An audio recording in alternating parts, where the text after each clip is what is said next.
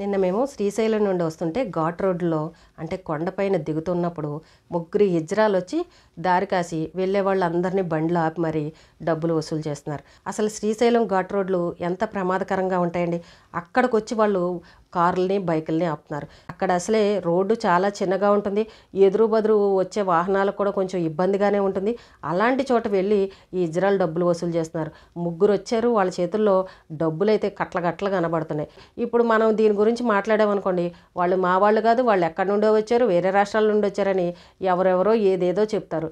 ప్రతి ఒక్కరిని కూడా వదలకుండా 10 రూపాయలు వసూలు చేస్తున్నారు. అంటే వాళ్ళకి ఎన్ని వాహనాలు వెళ్తాయి, ఎన్ని డబ్బులు వస్తాయి చెప్పండి.